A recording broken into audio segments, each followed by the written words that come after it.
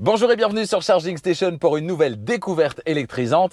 Alors je me trouve toujours ici à Utrecht, aux Pays-Bas, au sud d'Amsterdam, où je suis venu chercher cette NIO ET5 Touring. Dans la précédente vidéo, je vous ai montré le hub NIO qui se trouve juste en face de moi, avec l'entièreté du line-up de la gamme disponible ici aux Pays-Bas et globalement dans les pays du nord de l'Europe. Là, ça va être vraiment les tout premiers kilomètres et il va y en avoir beaucoup parce que jusqu'à chez moi, il y en a 221 précisément. Et je vais vous faire vivre autant que je peux ces 221 premiers kilomètres au volant de cette voiture. Alors je suis seul dans la voiture, pas tout à fait. Il y a Nomi qui se trouve là, c'est le petit assistant virtuel. Je vous propose de démarrer par une petite blague, si Nomi veut bien. Alors pour l'instant, la voiture, elle est en anglais, en néerlandais évidemment aussi ici aux Pays-Bas. Pas encore en français puisqu'elle n'est pas vendue dans les pays francophones pour l'instant. Elle sera évidemment en français quand elle sera vendue chez nous. On va donc faire une petite blague en anglais. Je suis pas sûr de la comprendre. Hi Nomi. I am here. Can you tell me a joke? What's brown and sticky? A stick. J'ai pas compris. Qu'est-ce qui est brun et qui colle? Un stick. Voilà. J'ai pas compris. C'est un peu gênant. Voilà, bon ben je vais démarrer plutôt. Donc j'ai mis en route la navigation. Alors les seules choses que j'ai faites, c'est régler les rétroviseurs. C'est exactement comme chez Tesla, avec possibilité de le faire via les touches sur le volant, c'est la même chose. La position du siège, franchement, c'est pas mal. Voilà, je pense que je suis bien installé et donc on va démarrer. J'ai juste introduit l'adresse de chez moi dans la navigation ici. Alors il n'y a pas de Apple CarPlay, d'Android Auto, rien du tout comme chez Tesla. Il faut vraiment se fier à tout ce qui se passe ici. On a la radio par Internet, donc je pourrais écouter si je le souhaite, mais je vais vous épargner ça évidemment dans la vidéo, ce serait pas cool, mais je peux écouter ma radio de chez moi, Radio Contact en l'occurrence ici aux Pays-Bas via Internet, donc exactement comme chez Tesla. Et puis globalement on a voilà une navigation dans les menus qui est très Tesla, vraiment très Tesla. On sent qu'ils se sont un petit peu inspirés. Après, ces côtés-là de Tesla sont de très bons côtés, donc c'est bien de s'en inspirer. Allez, c'est parti. J'enclenche la marche arrière, l'occasion de voir que la caméra 360 propose une vue qui est très chouette avec très peu d'angle mort, on le voit ici. Et c'est parti, il y a ma Polestar qui se trouve là derrière, on va essayer de ne pas l'emboutir. La direction est assez consistante comme ça à basse vitesse. Voilà. C'est vraiment les tout premiers mètres, je suis hyper excité. Voilà, je suis hyper excité par cette voiture. Le volant est assez grand me semble-t-il. J'ai l'impression d'avoir un grand volant en main. Voilà, je pense que la navigation, il n'y a pas le... C'est quand même gai d'avoir des Komodo. Les Komodo, c'est quand même sympa. On va laisser passer tout le monde. J'ai pas les instructions vocales. Voilà, navigation, je vais les avoir. Vous voyez, c'est hyper simple. Je connais pas la voiture. Je vois petit haut-parleur. Bah, je me dis ça doit être ça. Oui, c'est bien ça. Allez, c'est parti. On est parti pour 225 km. Jusqu'à chez moi, et chez moi je devrais encore avoir, là je suis à 98% de batterie et je devrais arriver à la maison avec la moitié de la batterie. Donc 225 km, 50% de batterie, ça voudrait dire que je peux faire 450 km sur une seule charge avec cette voiture. C'est ici la grosse batterie de 100 kWh qui se trouve à l'intérieur. Est-ce que c'est possible? Est-ce que c'est vrai? On va le savoir. Alors les premières impressions, c'est très feutré. C'est à la fois un petit peu ferme comme dans une Tesla Model 3, mais beaucoup moins quand même. Et à la fois très feutré. Je ne sais pas comment expliquer. Je vais redresser un petit peu le siège. Il me semble un peu couché là. Voilà, et du coup elle me propose de sauver, exactement comme dans la Tesla, de sauver le dernier réglage que je viens d'effectuer. On est vraiment bien installé. Hein. Ralentisseur. Ouais, c'est quand même plus souple que dans la Tesla. Hein. Mais en n'étant pas, c'est pas mollasson quoi. C'est bien en fait. C'est bien. Voilà. L'écran il est vraiment très fluide. Là en l'occurrence dans la navigation, mais aussi voilà, pour naviguer dans les menus. Il y a un moment donné, il y a un menu où il y a la voiture qui est affichée. On peut la faire tourner sur elle-même, etc. Et c'est vraiment très fluide. Le volant me semble vraiment très grand. Je suis assez je sais pas si c'est vraiment le cas ou si c'est une impression que j'ai là qui est pas tout à fait correcte, mais j'ai vraiment l'impression que le volant est très grand. Jusque là, franchement, c'est un sans faute. Hein. On va accélérer un petit peu dans le virage ici. Bon, la vision arrière est pas incroyable. La vitre est est pas très haute en fait. Donc on voit pas grand chose. Dans le virage, on appuie un peu. Bon, c'est 4 roues motrices. Hein.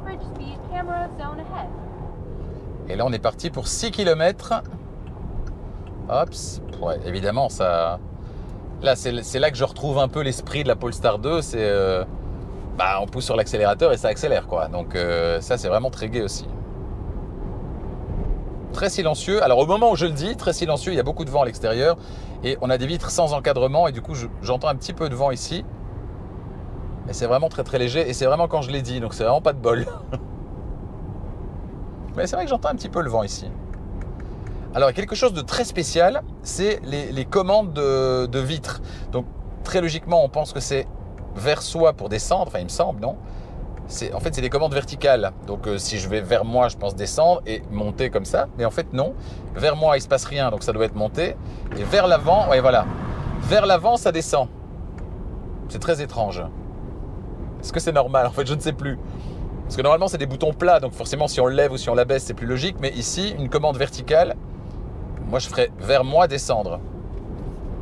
Bon, après, une fois qu'on le sait, on le sait. Hein.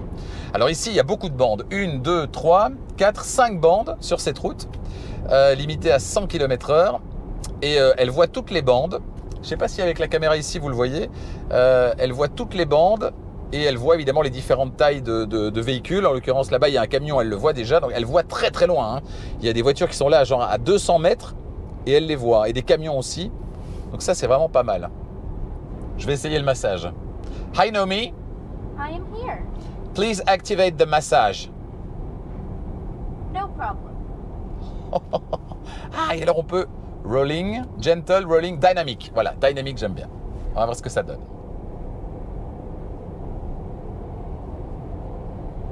Généralement, les massages, c'est bien sympa, mais bon, c'est souvent un peu gadget. Là, elle monte près des omoplates. On est bien installé dans cette voiture, mais j'ai l'impression d'être un peu haut en fait. Pourtant, je suis au plus bas et je suis assez haut. C'est pas dérangeant, mais c'est un peu spécial. Je vois très bien le capot, par exemple. Et les deux bosses à gauche et à droite. On se rend pas vraiment compte de la vitesse, en fait. Donc, ça veut dire qu'elle est assez silencieuse. Je suis à presque 100 km/h.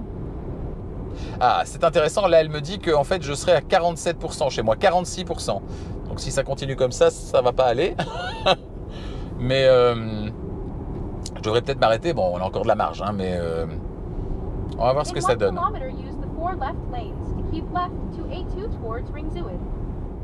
Franchement, l'écran instrument, si c'est bien, il y a bien une chose qui manque dans la Tesla, c'est bien ça. Pourquoi ? Pour ce côté, finalement, voilà, je vois toutes les bandes sur une autoroute ici où il y a énormément de bandes. Là, on les voit toutes. Il y a un côté sympa. Il y a un côté maîtrise, en fait. J'ai l'impression qu'elle maîtrise plus qu'une Tesla, par exemple, parce que comme elle voit les véhicules beaucoup plus loin, grâce au lidar qui se trouve juste au-dessus, j'imagine. Alors, comment fait-on pour activer la navigation automatique, enfin la conduite assistée? Je ne sais pas. Je ne sais pas. J'imagine là. On va voir si c'est user-friendly, si c'est ergonomique. Là. Ah ouais ? Bah c'était ça. ACC activé. Bah voilà. Si j'appuie là, 100. Voilà. C'est limité à 100, je suis à 100. Et si j'appuie ici, rien. Là, rien. Ah, là, il y a un truc qui a disparu. Je sais pas ce que c'était. Bon, et si je rappuie dessus, non, là, il se désactive. Donc, on va le réactiver. Voilà, adjust avec ça. Voilà. Par contre, il n'y a pas de maintien dans la voie, j'ai l'impression. Il va falloir que je trouve comment l'activer. Oh, c'est incroyable. Là, c'est quoi ? C'est un centre commercial ou je sais pas quoi. Et il est en 3D sur le plan. C'est incroyable. Vous le voyez sans doute là. Ouais, c'est un centre commercial, une espèce de grande vague rouge comme ça, qui est juste là. Vous ne le voyez pas à l'extérieur, mais ah oui, c'est très lumineux. Mais vous le voyez ici en 3D, c'est vraiment pas mal. Alors au niveau des différentes couches, on a trafic. On peut mettre le trafic ou on peut le défaire. Là, il est mis. Oui, ah oui, ça c'est voilà, c'est un véhicule chinois. Donc je suis un peu trop sur l'écran d'infodivertissement. Elle me demande de rester concentré. La vue 3D. Voilà, le nord en haut. Voilà. Ici, le parcours, si je veux un résumé du parcours. Voilà, c'est hyper fluide. Hein. C'est vraiment hyper fluide. Bon, il fait un peu froid là. Hein. Je vais lui demander si elle peut monter le chauffage. Hi Naomi, Yes? it's cold out here. The temperature has been raised. You'll feel comfortable in a moment. Thank you. C'est génial. C'est complètement gadget, mais vraiment gadget, hein, ce Naomi. Mais c'est super rigolo parce que par rapport à une... alors c'est dommage qu'elle ne... Ah si. Hop. Ah voilà, j'allais dire c'est dommage qu'elle n'ajuste pas la vitesse par rapport à la nouvelle limitation de vitesse. Et en fait si, dès que je suis passé de 90 à 80, le 90 clignotait pour me dire attention, on peut ajuster. J'ai juste fait une petite pression et hop, elle est passée à 80. Donc ça c'est pas mal. Qu'est-ce que j'allais dire? Je ne sais plus. Oui, par rapport à Naomi, c'est rigolo parce que c'est un assistant vocal comme n'importe lequel, mais comme il y a un petit personnage sur le tableau de bord, il y a un côté très personnel finalement. C'est voilà, c'est quelqu'un quoi. C'est un personnage qui est là et ça c'est vraiment chouette. Et donc il y a ce côté, on parle naturellement, vous voyez. Et ça c'est bien aussi. Le fait de pouvoir parler naturellement, j'ai chaud, j'ai froid, etc. et qu'elle ajuste la température. On était à 19. Et elle a ajusté à 21 et elle a mis 21 des deux côtés, comme c'est un dual zone, elle a mis 21 des deux côtés. Il est efficace ce système, hein, franchement. Je suis assez fan. Je suis assez bluffé.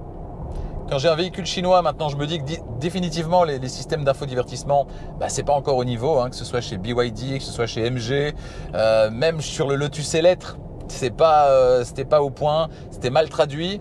Alors ici, on verra ce que ça donnera quand il sera en français. Là, il est en anglais. En anglais, franchement, c'est bien traduit. Quand sera-t-il en français? On verra ça quand ce sera distribué chez nous. Mais là, j'ai quand même une super bonne impression de cette marque. Ah là, par exemple, j'ai pas été attentif. Je suis censé rouler à 70. Bon, je suis à 68, tout va bien. Mais le régulateur est toujours à 80 parce que j'ai pas été attentif. Donc, on va le remettre à 70. Voilà. En fait, je dois être attentif à mon avis au petit bip et à ce moment-là, dire ok, on ajuste. Ouais, les réactions sont vraiment douces. Il y a quelqu'un qui vient de se rabattre juste devant et les réactions sont vraiment douces. Hein. C'est vraiment sympa. Là, quelqu'un se met devant, voilà. Et ça, c'est pas mal. Hein. Je me demande si c'est pas encore plus doux que dans la Polestar 2. Où en fait je crois que je me suis habitué, mais c'est pas si doux que ça. Et ça c'est vraiment pas mal. Je suis toujours en train de me faire masser, hein. Ça fonctionne bien. 80, donc là a priori elle va lire 80 et elle va me proposer de changer ma limitation à 80. In 1 kilometer, use the rightmost lane to exit right to A27 towards Breda. Bah non, elle me l'a pas proposé. Donc est-ce qu'elle l'a mal lu? Alors ici elle me demande d'aller sur la A27, on va donc aller à droite, limité à 80. Voilà, est-ce qu'elle va me proposer d'adapter? Parce que là je suis à 70 sur le régulateur. Non, pas d'adaptation, elle ne me propose pas. Je vais donc y aller manuellement et en maintenant appuyé, voilà, 2 fois. Et je vais vers Breda. Oui, dès que je me rapproche de la ligne centrale, elle me fait un petit bip bip, mais je ne suis pas parvenu à la maintenir au centre de la voie de circulation automatiquement. La direction est assez directe. Je disais qu'elle était très consistante à l'arrêt tout à l'heure. Bon, ici forcément nettement moins. Ici c'est 100. Voilà, là elle me propose 100. Bam, je clique et elle passe à 100. C'est pas mal. Il me reste 200 km à parcourir à peu près, 202. On va faire une petite pause et je reviens dans un instant. Voilà, ça fait maintenant 1h20 que je suis sur la route dans cette voiture. Beaucoup d'embouteillages. Là, c'est l'heure de pointe, hein, 17h30, les gens qui sortent des bureaux, etc. Je suis toujours aux Pays-Bas. J'arriverai normalement avec 50% de batterie. Alors, ça avait un peu chuté tout à l'heure, 47, 46. Et là, c'est remonté à 50, puisqu'évidemment, il y a plus d'embouteillages que prévu. Et donc, forcément, je consomme moins. Donc, je devrais toujours arriver là même avec 51% de batterie. Il me reste 173 km km à parcourir. C'était 220 et quelques tout à l'heure si je me souviens bien.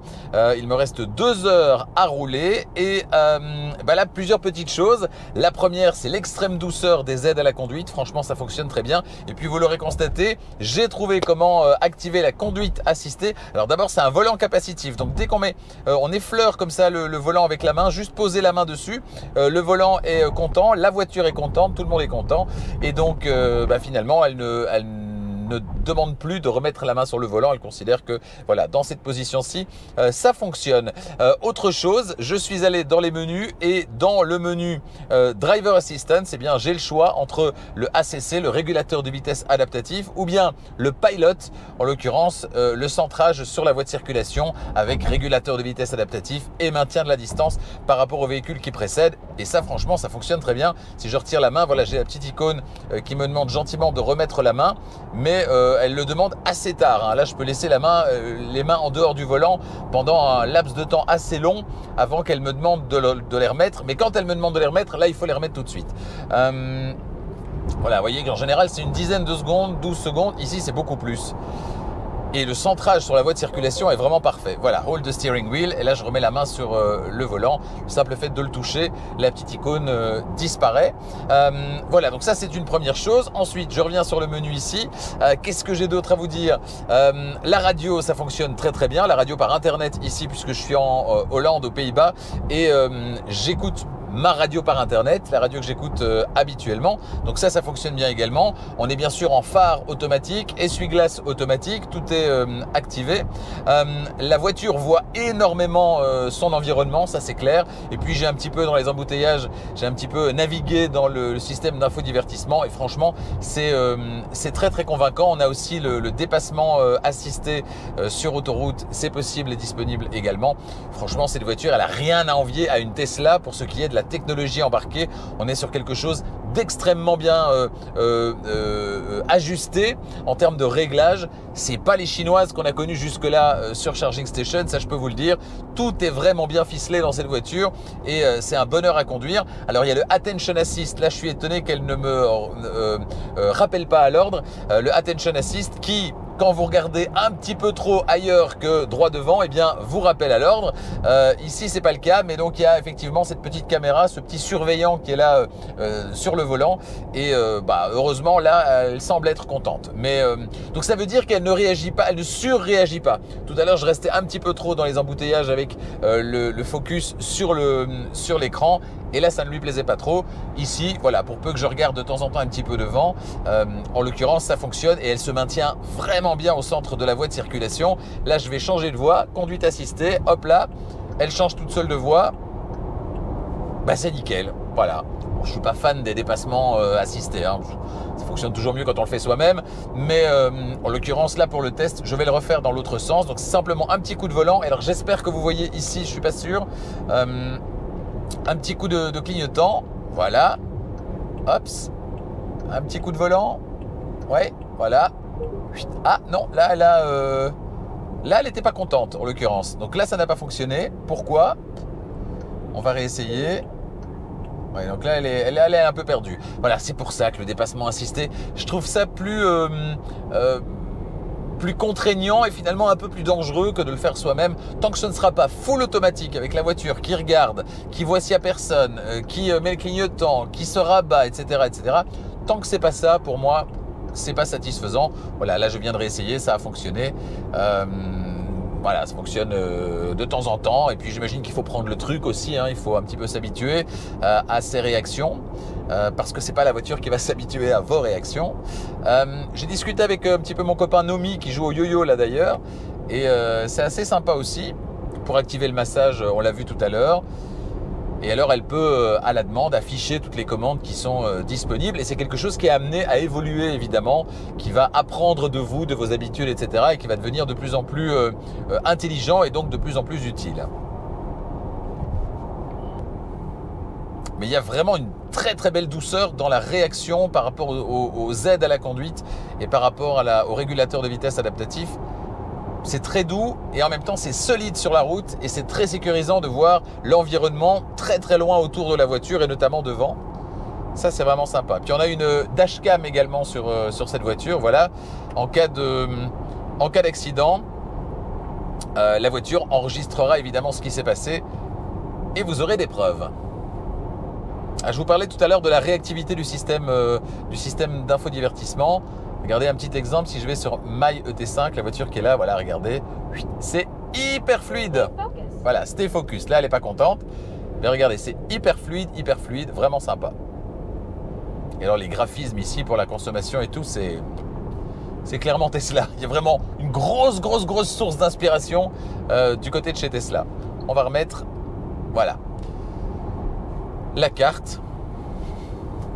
J'ai pas grand chose à dire de négatif jusqu'à présent. Certains vont dire que j'ai été acheté par le constructeur, ce qui n'est pas le cas. Mais très honnêtement, j'ai pas grand chose à dire. Alors oui, un petit truc que je trouve un peu dommage, c'est l'intégration de l'écran instrument. Ça fait vraiment petite tablette posée derrière le volant. J'aurais voulu quelque chose d'un petit peu mieux intégré dans le tableau de bord, ce qui n'est pas le cas. Ça, c'est un peu dommage. Pour le reste, l'ensemble me convient, c'est très ergonomique, le siège est vraiment hyper agréable. Tiens, d'ailleurs, le massage s'est arrêté. Hi Nomi. I am here. Please activate the massage. Done. Thank you. Encore 1h36 de route, il reste 133 km à parcourir, je ne vais pas tarder à arriver en Belgique. Alors petit point, pour vous parler encore de la conduite assistée, donc le maintien dans la voie qui est très convaincant. Alors pour ce qui est des dépassements assistés, j'ai finalement désactivé la fonction, voilà, parce que c'est un petit peu casse-pied, ça bip dans tous les sens et c'est vrai que c'est pas très naturel, donc voilà. Ici on est sur un virage, on va laisser la voiture faire. Alors ce volant capacitif est vraiment bien, si je mets juste la main, voilà, comme ça, hop, c'est suffisant. Elle a senti que j'étais là, c'est suffisant. Et là on est sur un virage assez serré, et elle le gère parfaitement bien. Pourtant la ligne à droite, elle est presque effacée, on voit rien du tout. On voit bien la ligne à gauche, mais pas du tout à droite. Et pourtant elle reste parfaitement sur la voie de circulation. On voit qu'elle hésite un petit peu, mais franchement, elle fait du très bon travail. Et en ça, je dois dire que dans cette voiture, hold the steering wheel, voilà. Je dois dire que dans cette voiture, franchement, les ingénieurs, ils ont fait un travail formidable. C'est hyper bien calibré. C'est vraiment hyper bien calibré. Les ajustements, même quand une voiture s'insère. En fait, il y a une sorte de tampon, de buffer qui fait que quand quelqu'un s'insère, elle n'a pas tendance à piler directement. Non, elle le laisse un petit peu se rapprocher en décélérant, mais pas trop fort.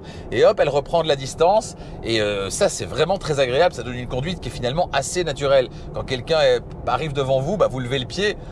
Poussez pas sur le frein a priori, donc voilà, c'est un comportement qui est assez réaliste finalement. Hold the steering wheel, voilà. Petite poussée sur le volant et elle gère super bien le maintien au centre de la voie de circulation, c'est génial. La précision du système de navigation et certainement du pourcentage à l'arrivée, ça a l'air d'être vraiment nickel. Là on est à 49%, je suis curieux de voir avec quel pourcentage on va finalement arriver parce que les conditions de circulation, elles sont très changeantes pendant ce trajet. D'ailleurs la durée a été augmentée parce qu'on a rencontré plus d'embouteillages que prévu. Donc voilà, on est vraiment sur une période, c'est la fin de journée, c'est le retour à la maison, une période durant laquelle il y a pas mal de changements, il y a la densité du trafic qui augmente, qui diminue, etc. Et là, on reste sur quelque chose d'assez précis au niveau du pourcentage. 49, je vous disais tout à l'heure, ça aussi entre 46 et 51, on est à 49. Voilà, on verra dans quelques minutes pour vous et dizaines de minutes pour moi à quel pourcentage on arrivera finalement. Alors au niveau du système d'infodivertissement, je vous disais, il n'y a pas de Apple CarPlay, d'Android Auto. Donc c'est tout sur ce système-là et rien d'autre.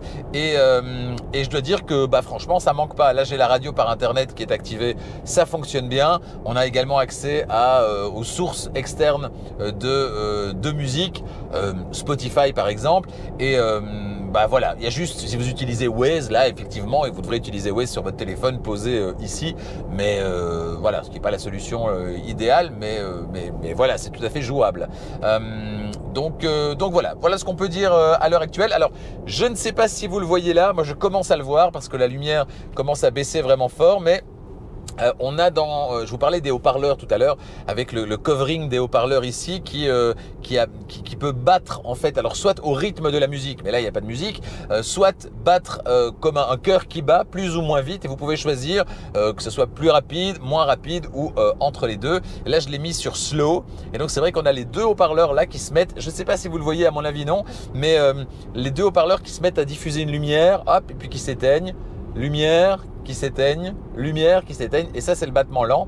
Donc j'imagine que le battement rapide doit être un peu agaçant, mais voilà, ça amène un peu de vie supplémentaire. Il y a un peu de vie dans cette voiture, avec le Nomi qui est là et qui écoute, voilà, la radio elle est coupée, mais en fait elle est activée mais le volume est coupé, et donc il y a la petite radio qui s'affiche, voilà, Nomi qui écoute la radio. Il y a ces battements de cœur finalement visuels, c'est sympa. Voilà, c'est sympa. Certains diront encore que je m'extasie pour rien et qu'il y a sans doute plein de choses négatives à dire, mais à ceux-là, je dirais, essayez-la et dites-moi. Voilà. Alors là, ça fait pas une semaine que je l'ai. Ça, ce sera pour le grand essai. Dans le grand essai, il y aura toutes les infos, tous les chiffres, toutes les données théoriques, mais aussi les données auxquelles je serai arrivé en termes de consommation, d'autonomie réelle avec cette voiture. Je rappelle que si j'arrive effectivement avec 50%, j'aurai parcouru aux alentours de 225 km, et dans ce cas-là, ça veut dire que cette voiture, elle est capable de faire 450 km réels avec de l'autoroute, aussi les embouteillages évidemment, mais principalement de l'autoroute. Je viens des Pays-Bas et je vais jusqu'à chez moi, donc ce serait vraiment une toute bonne nouvelle. Là, hop, je dépasse. Je me suis laissé endormir derrière un camion, je dépasse, je reprends la vitesse. Ah, c'est intéressant, regardez. Elle vient de passer en mode nuit, l'affichage est passé en mode nuit, donc c'est beaucoup plus reposant.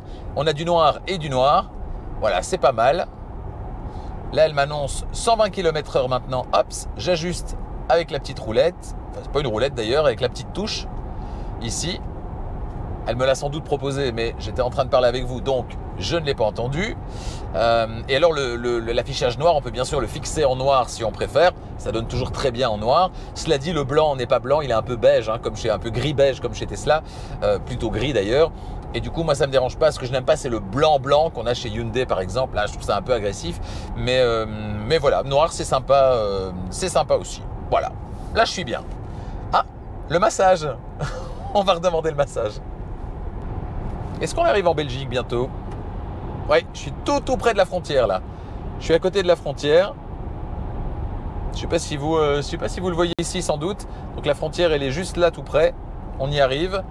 On a Anvers qui se trouve là, Bruxelles là. Donc c'est les deux zones encore à passer. Et puis moi, mon domicile, il est là en dessous, arrivé à 19h35.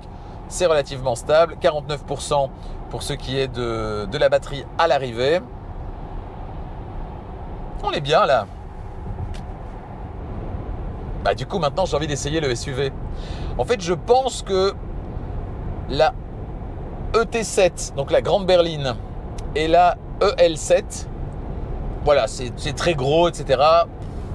Je suis moins tenté, en fait. De ce que j'ai vu là, dans le hub, je suis moins tenté. Par contre, celle-ci, de ce que j'ai vu jusqu'à présent, j'adore. Mais à voir au bout d'une semaine quel sera mon sentiment. Et puis le petit frère du EL7, c'est-à-dire le EL6, le SUV qu'on a vu tout à l'heure à côté de celle-ci, enfin de l'équivalent de celle-ci. Donc le petit SUV, qui est pas si petit que ça d'ailleurs, avec cet intérieur-ci aussi, franchement lui il me tente bien. J'ai envie de l'essayer pour avoir cette position un peu plus en hauteur. Ici on est clairement typé berline, même si je le disais, j'ai l'impression d'être assis assez haut quand même. Voilà, 120 km/h ici, la limite de vitesse. C'est fluide, c'est stable, elle se maintient vraiment bien au centre de la voie de circulation. Il n'y a rien à dire. C'est top. Arrivée prévue dans 1 heure et 2 petites minutes, encore 86 km à parcourir. Je me trouve sur le ring d'Anvers, le périphérique d'Anvers. L'occasion de couper la conduite assistée et de tester la récupération d'énergie. Alors la récupération d'énergie, elle est disponible sur 3 niveaux. Very low, low et standard, donc très faible, faible et standard. Standard étant donc la plus forte récupération d'énergie. On va commencer par very low. Je roule. Je lève le pied et sans surprise, il ne se passe pas grand-chose. La voiture a tendance à se laisser aller. Donc on est plutôt sur de la roue libre. Ensuite, low, qu'est-ce que ça donne? On rappelle que sur les véhicules chinois, en général, on peut mettre n'importe quel mode. Ça récupère jamais vraiment très fort.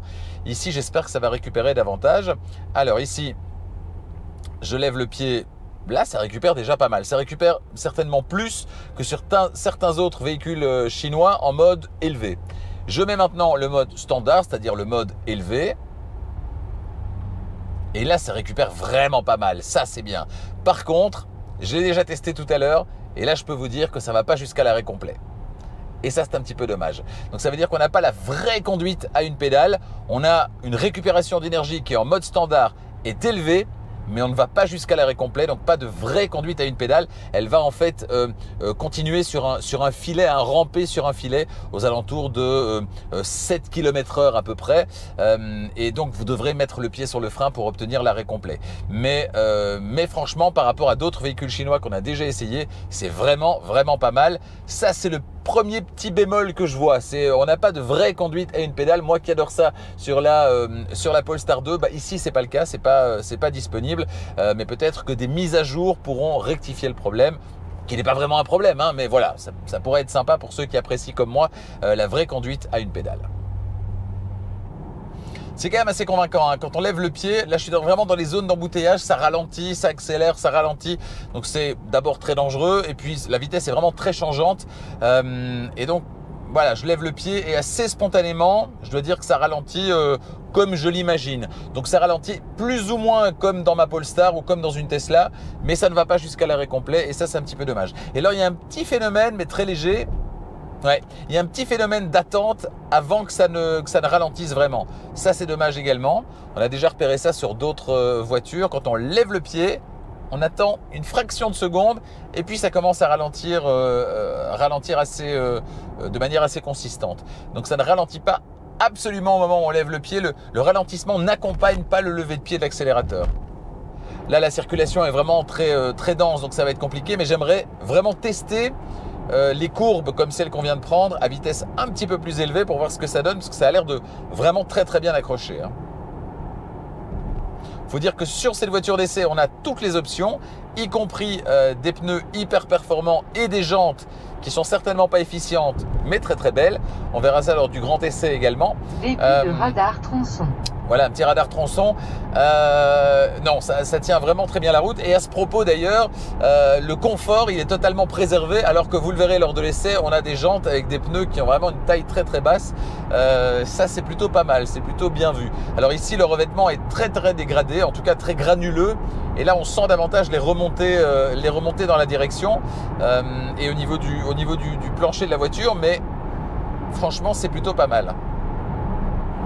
Alors là, j'ai pas encore joué avec tout ce qui est mode de conduite, etc. Et d'ailleurs, on le verra dans l'essai, les modes de conduite vous annoncent le timing, le 0 à 100. Il est annoncé sur les différents modes de conduite. Ça, c'est assez sympa. Le mode extrême, c'est le Sport Plus avec le 0 à 100 en 4 secondes. Donc, c'est plus performant encore que la Polestar 2 Dual Motor que j'ai. Donc, ça veut dire que ça pousse bien, quoi. Voilà.